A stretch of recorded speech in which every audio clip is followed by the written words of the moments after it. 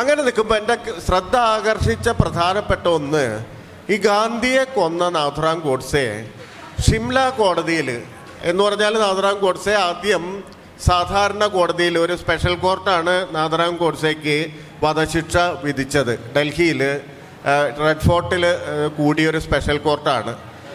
അത് കഴിഞ്ഞിട്ട് ഇവർ അപ്പീൽ പോകുന്നുണ്ട്.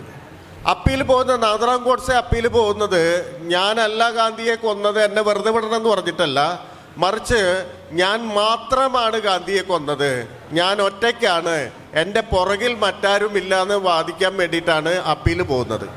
ഈ അപ്പീൽ കോർട്ടിൽ, ഷിംലയുടെ അപ്പീൽ കോർട്ടിൽ ഒരു വലിയ പ്രസ്താവന നാഥുറാം ഗോഡ്സെ നടത്തുന്നുണ്ട്, ഞാൻ എന്തുകൊണ്ട് ഗാന്ധിയെ കൊന്നു എന്ന് പറയുന്നത്. ആ പ്രസ്താവനയാണ് ഒരുപക്ഷെ ഈ ഹിന്ദുത്വ ഫാസിസത്തിൻ്റെ രാഷ്ട്രീയ മുഖം എന്താണെന്ന് വെളിപ്പെടുത്തുന്നത്, അല്ലെങ്കിൽ രാഷ്ട്രീയ അന്തർഗതങ്ങൾ വെളിപ്പെടുത്തുന്നത്.